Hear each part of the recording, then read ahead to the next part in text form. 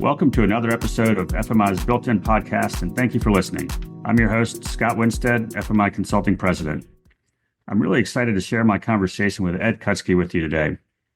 Ed is an Executive Vice President with Aldridge Electric, an industry leader in electrical and foundation construction solutions for the transportation, mission-critical, and power sectors, whose portfolio includes deep capabilities in the transportation, renewable energy, mission-critical, substation, transmission distribution, foundation solutions, industrial infrastructure, government and defense, and communications and technology sectors. Last year, the firm surpassed $900 million in revenue for the first time. And in his role as EVP, Ed is responsible for corporate business development and strategic accounts and markets at Aldridge. Said another way, he is ultimately responsible for the growth and diversification of existing and emerging business segments. He brings a wealth of experience from several leadership positions over his 38 years in the electrical contracting business. Our conversation will touch on a range of topics, but we're going to focus primarily around the topics of growth strategy and business development. Welcome to the show, Ed. It's great to see you, and thanks for being here. Thanks for having me, Scott. Glad to be with you. Well, I thought it might be appropriate to do a bit of a look back to look forward to get us started, just for some context. And so I would love it if you would go back in time, maybe 5-10 years ago, and how would you have described the Aldridge Electric of back then versus how you would describe it today? Yeah, sure. So about 10 years ago, we were in the process of a generation transfer, let's say, the third generation. Ken Aldridge was a CEO and had been leading the company since the late 70s, 1980 exactly. And he had a very specific transition to the next generation that went over 10 years. We were mostly a regional transportation and power contractor, mostly based in the Midwest. And we had some national operations. We pursued some transit projects across the country mostly with Mass and Kiewit relationship.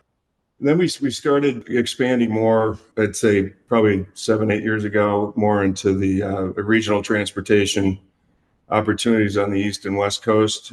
And then since put some offices there. I'd say like 10 years ago, we were about $250 million in revenue, 500 people. I put some context around it. Currently, we're at just under 2,000 people with over $900 million in revenue. So substantial growth over the last 7-8 years. We had a pretty good sized growth strategy going on the transportation side as well as the power side. So there was a significant amount of growth over the last 10 years. And I think the industry offered that opportunity. The electrical industry has been pretty strong over that time period. I appreciate the context and kind of framing the anchor points kind of then versus now, because that's kind of where I'd love to take this conversation if you're up for it. Just quite a tremendous success story.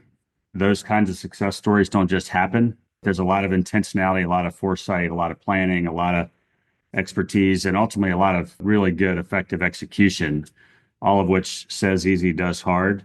As you and I were talking kind of leading up to this, I'm parroting one of my colleagues who made the comment, Aldridge is a lot more than your typical electrical contractor, which is how we think of you all. And I would love it if you would just take a second and talk about what's been the through line or what's been your view of the secret sauce that's kind of taken you from even back to the 80s to this inflection point that you've grown through in the last 10 years. Yeah, it's a great question. It's really kind of fun to reflect on it. My 35 plus years at Aldridge, I think that the key to success has always been the people. I think, Ken Aldridge has always invested in passionate people. And I'll talk about our culture a lot. It's a family business. They have a lot of care and concern for their people and developing leadership to build the company and continue to grow has always been the forefront. Call it the secret sauce. I'd say, from a tactical standpoint, we're a self-performer. We really, when I started in 1990, I couldn't believe how, it was early in my career, how the craft at Aldridge was celebrated, and just really the amount of respect that, Ken Aldridge as an owner and all the leadership, Warren, his brother, and they all had for the field was remarkable. We're a self-performing electrical contractor. I mean, over the years, we've primarily been, an installer. And I think it was that start, those roots that led to innovation, that led to different methodologies. And, when you're an installer, you have to compete and you have to continue to compete and evolve in the market. And I think that's built the culture of self-performing innovators, differentiating we'll talk about, but That's part of the secret sauce, right? Is building the company around passionate leaders that want to build and that want to continue to evolve, right? And so it's not enough to kind of stay still. It's kind of looking for the next innovative way to install plowed duct systems along a railroad right away, or put in airport lighting in on a runway, under a 8-hour closure overnight. And some of those things where it really forces you to be creative and to change your methodology to stay ahead, to be competitive, and to continue to grow, which kind of, again, it's a cycle, right? Feeding the growth and attracting new leaders and then continuing to grow. And you got to evolve at the same time so you maintain opportunities. So that's a little bit of the secret sauce. You mentioned in this, it's an observation we've certainly had of you all, is that just emphasis on the field and on the craft. I think even our founder back 70 some odd years ago made the comment, the best performing firms glorify the field. If you really think about it, everybody on the org chart essentially exists to support the effective putting of work in place in the field. If you kind of think about how can firms really take that to heart and make sure that crews are set up for success. Materials are staged appropriately so they're not having to be moved 6 times on the job site. But there's a big emphasis on making sure the field is kind of the center. And for the financial types out there, if you look at a P&L of any type of a contractor, 80 to 95% of every dollar runs through the field in some way, shape, or form in terms of the decisions made. And so that emphasis, I would certainly agree with in terms of what we've observed with you all. Yeah, I think, from the roots, right, it comes to the actual building when you're small. And then as you grow, the field still is imperative in terms of the way things get built, no matter if you're self-performing or if you're general contracting and running. The field still has to coordinate and operate. And they're also the keepers of the innovation, methodology, means, and methods, right, which differentiates you from your competition. So we have a subject matter expert program that we have and we have an ambassador program. So we kind of celebrate our leaders that have that builder mentality. Well, you mentioned something else, Ed, that I want to come back to a little bit, but just to mention it so I don't forget it later. But the type of work you all do, is not your garden variety, run-of-the-mill electrical work. I mean, it's pretty complex. It's pretty hairy. I think that attracts a certain type of person that wants to tackle those kinds of opportunities. And so this concept of like-minded people tend to seek each other out. I know you spend a lot of your time both in helping develop and codify the firm's growth strategy and also from a outbound external, business development type of a role. So maybe talk a bit about how you approach growth strategy and what goes through your mind when you're thinking about this where the firm needs to place its bets. Yeah, it's a collaborative effort, with the leadership team. We're a pretty diverse company, as you mentioned, in terms of our transportation and power offerings. The other part of our business is we've always been strategic planners, and Ken Aldridge always emphasized strategic growth. And I think one of the things we did in strategic growth is we continued to evolve and realizing that we couldn't stay the same, couldn't do the same installations, we couldn't do the same projects. We had to continue to evolve, take on more risk, take on more complex projects. And again, that gave us opportunity to grow the company, which gave us opportunity to hire people that kind of fit that mold. So our growth strategy has always been to evolve, right? To do things better, do things differently, understand the needs of our customers and be innovative in the way we approach the work. So as you take on more risk, the field shrinks a little bit in terms of your competition. And if you're able to manage the risk, it's contracting 101, right? Manage the risk and then you can achieve some profitability. But it's a tight business and it always has been, right? High risk, low return business, but continuing to evolve, I think has probably been our strategy. So we look at trying to match our core values to the markets that we pursue. So we have what's called a strategic approach at Aldridge, which is made up of the value drivers we bring to the market, the type of markets we serve, the programs we'd like to get involved in, and then our internal support systems that provide us the ability to go execute. And we always try to match up the strategic approach for Aldridge to the markets that we're pursuing. So not only are we looking at a market based on its geography, its longevity, its competitive nature, the general contractor market, all those things we look at in terms of approaching a market, but then we also have to apply what it is we're good at, what our strategic approach is to make sure that we can fit or provide value in that particular market. And that's the other half of the research that we do on market approach. We're constantly milling ideas around what we call a growth model.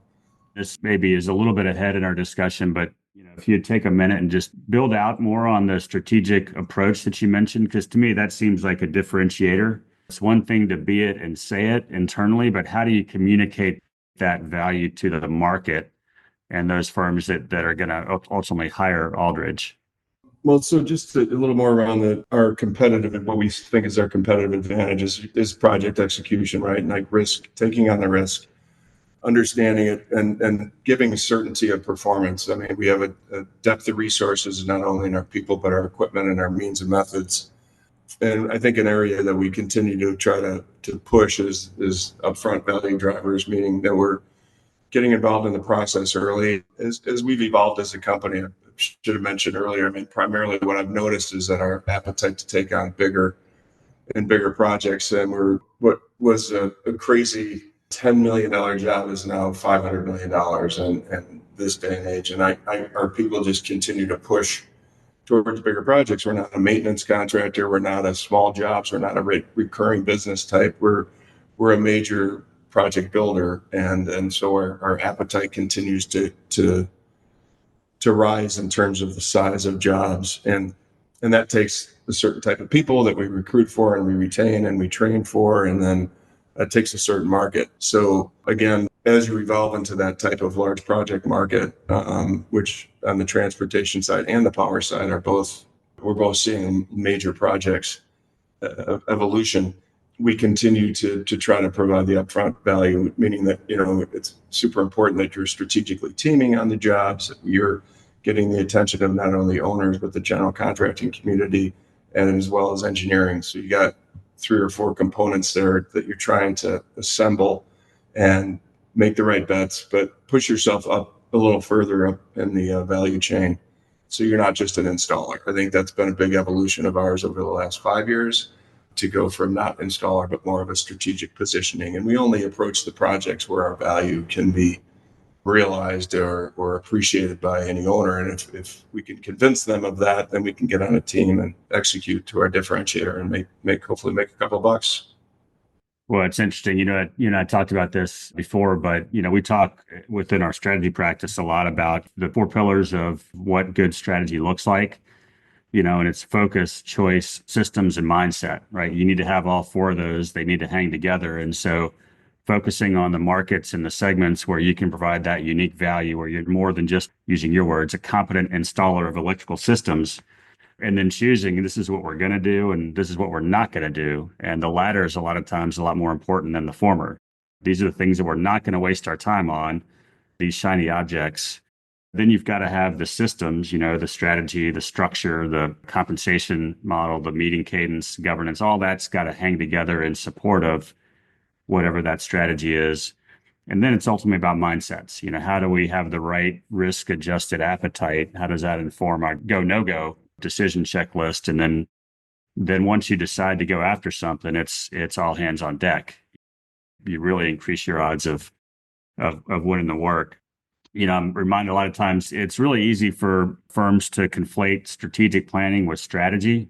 They're not the same, right? There's a lot of firms that go through, an annual strategic planning process, but at the end of the day, it's not a real strategy. I think what you've just framed in terms of your strategic approach, how you think about markets and how you think about going after work, prioritizing the business functions accordingly is a bit of a differentiator from our perspective. So I appreciate you sharing that.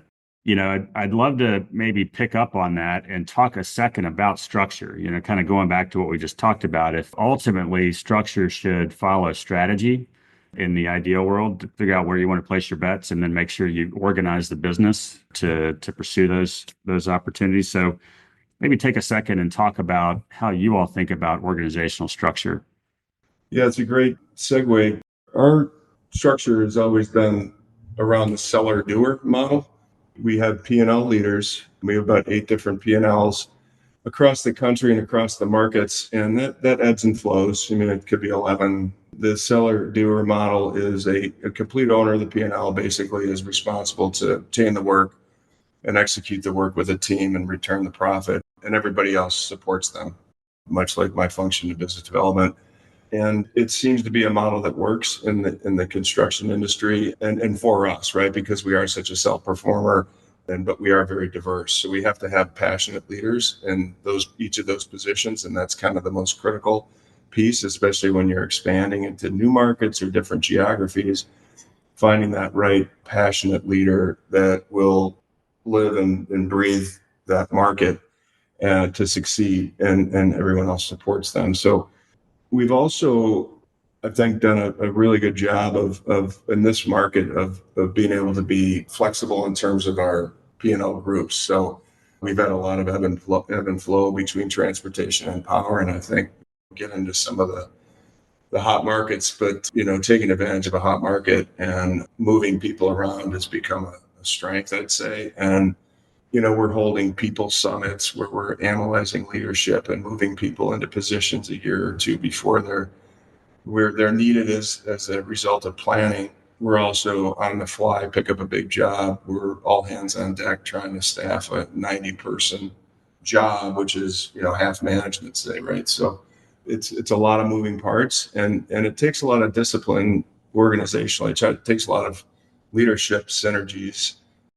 Our current organization structure, I mentioned the organizational transition that happened, and formally have new CEO, CIO, and the Aldridge family, and then COO structures. We have 2 COOs on the operational and 1 on power, 1 on transportation, and 1 as a corporate services COO. So that whole structure had changed from what was formerly Ken Aldridge, Steve Reevey, Tom McClendon, some of our former president, CEO, and that happened over the last 5 years, and it's still the transition. These things take time, but having that ability to have a new leadership in place that's able to be more currently configure each other out and has an opportunity to do things a little differently than they have in the past. It's one of the things I've heard is such an interesting thing of generational or leadership changes, is the opportunity to change what maybe need fixing, right? And so part of our structure now is about having the adaptability. The power market has been taking off, and the transportation market has grown, but at a steady state. So while most of our growth has been on the power side, we continue to grow on both sides and need support on major transportation projects as well. But that ability to move people between the P&Ls and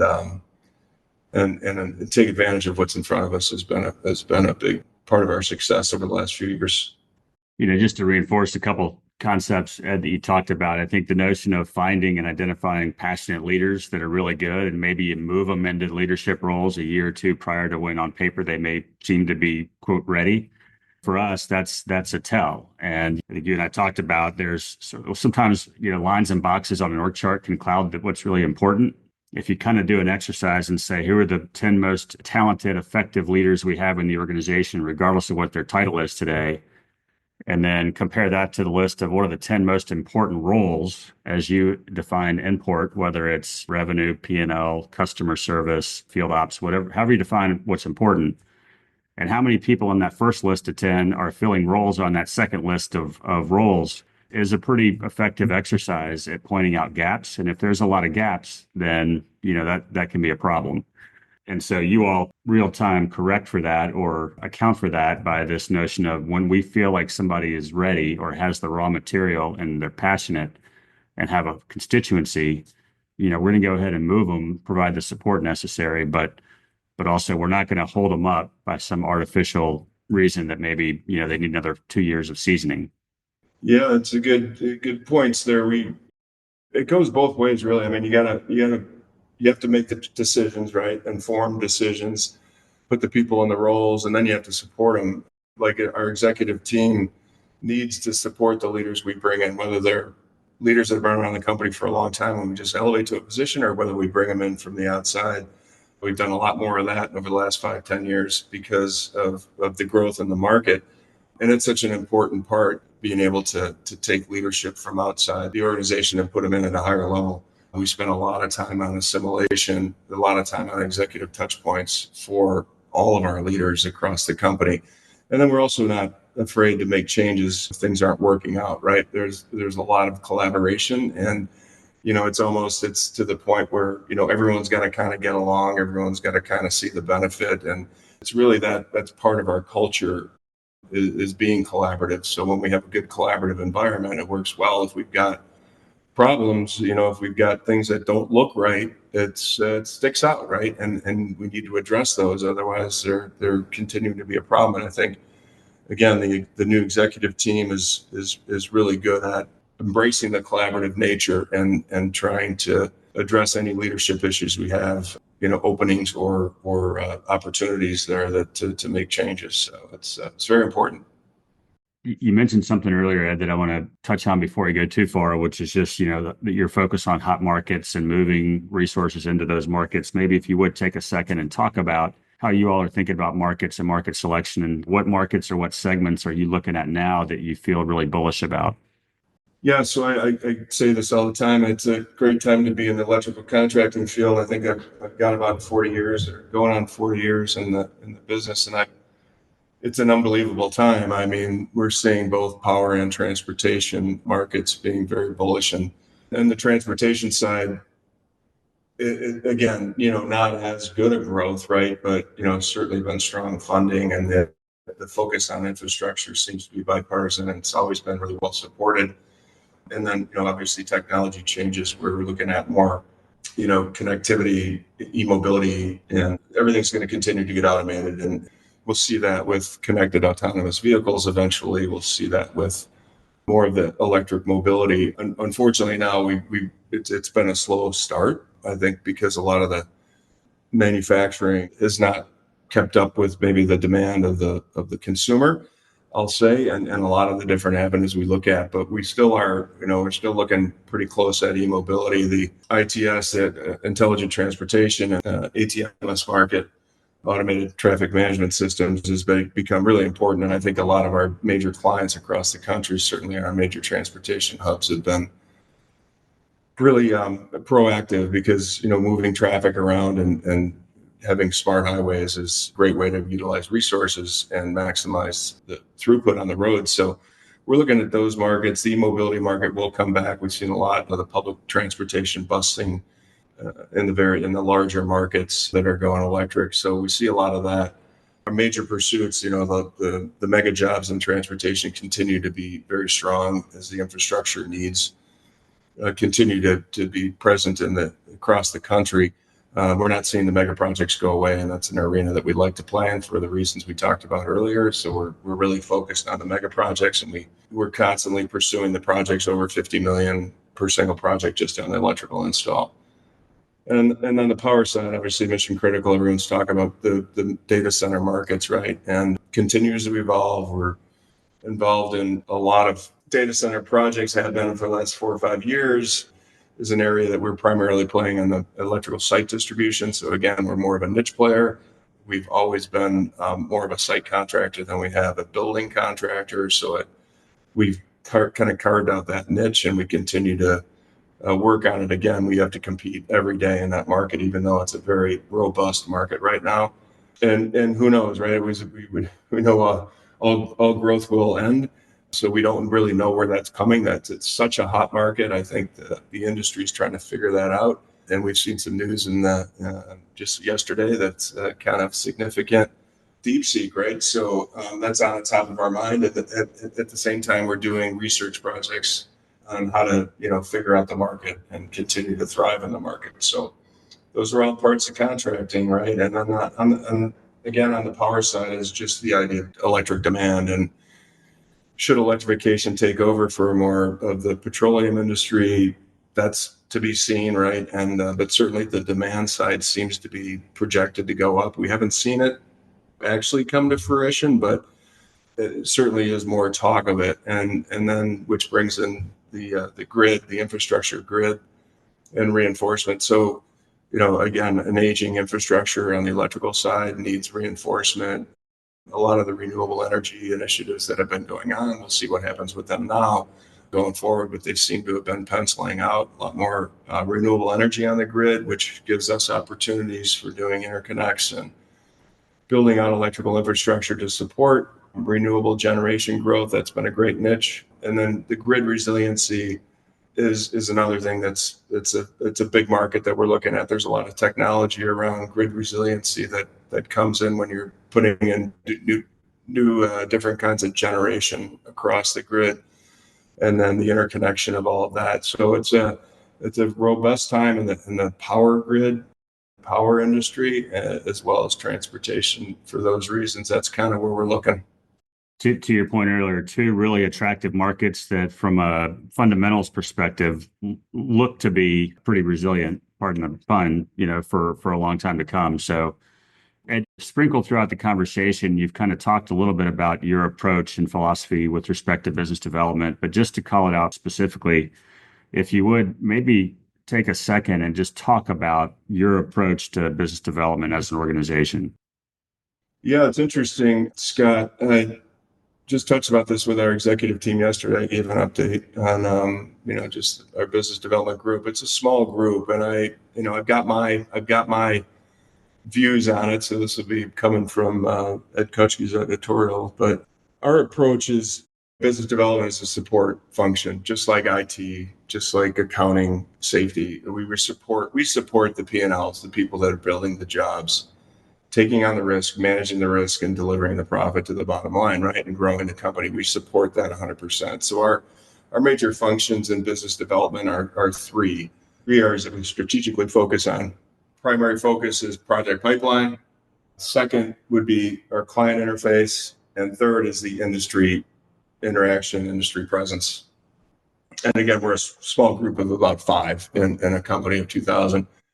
So between pipeline, client, and industry, those are our guiding lights. Just as a way of structuring on our, if I mentioned the two sides of our business, on our transportation business, I found that the industry in transportation is very regional, meaning that there are national players in the transportation business, but they operate very regionally. So if there's major projects in Southern California, they want to talk to the Southern California folks. So what we have is market segment leaders where we put all our expertise in development, and we stack up the teams to be able to handle regional and major projects as well as everyday projects in the market. So we're doing that in Southern California, Chicago, over the Midwest area, and then the DMV area, Mid-Atlantic. And that serves the transportation industry very well. You have executives, I think, on transportation, major transportation companies that tend to flow across the country, but when it comes down to pursuing projects and executing, it's a regional focus. On the other hand, our power business is very much more national, and the players act more nationally. Of course, you have your owners and utilities and developers are all operating in various regions, but the business does translate a little bit more into being much more national focused when it comes to business development. So we have leaders in our business development assets and the mission critical business, as well as our foundation business and our utility business. So, which they do operate a lot more nationally, and that business is just the way it's been built and the way it operates on a fundamental industry scale. We see those being much more national. So it's kind of our BD approach. Again, it's really a support function that tries to inform from the outside to kind of help our inside operating groups function better and grow.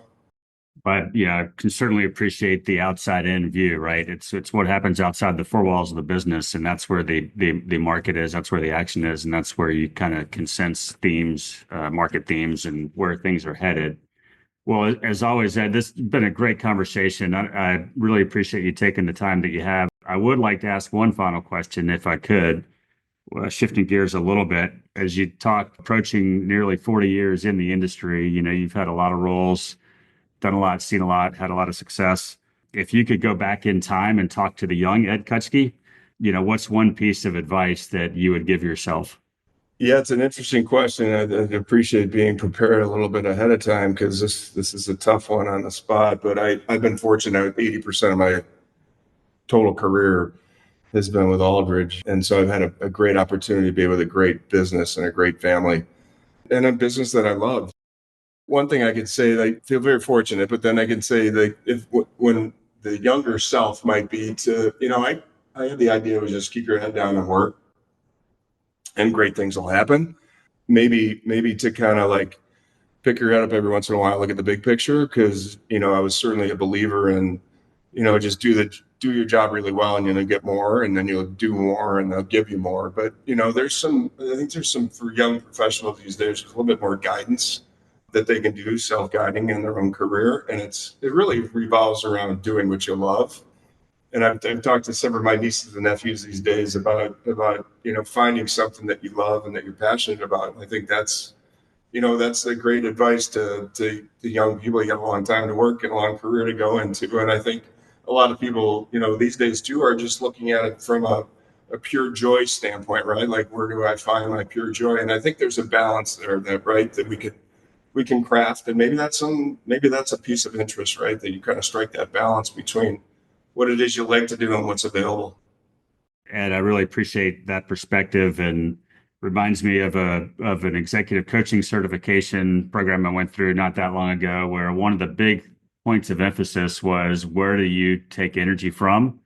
What gives you energy and what takes energy? And if you can spend most of your life trying to engineer, ways to do things that give you energy, then that's a good life, which is sort of a take on what you essentially just shared. Yeah, I think it's really important. I've heard that as well as executive coach points. Certainly at this point in our career, we want to do things that give us energy. And but thinking about the earlier self, there's that balance that I think my young self would have appreciated is, you get the hard work and then you have the rewarding part, right? So they both have to coexist. You can't just do whatever you feel like you want to do and succeed, but you also don't have to be, head down, not really guiding yourself. So I think that balance is really important and something that I would think about advising myself on 30 years ago. It's a great piece of advice for the young Ed as well as anybody else out there that's getting started. But again, Ed, thanks so much for doing this, and please give our best to the team at Aldridge. Thanks so much, Scott. Always good being with you, and I appreciate the opportunity today. Thanks. Thank you for listening to another episode of Built In, and please remember to like or subscribe to the podcast so you don't miss an episode.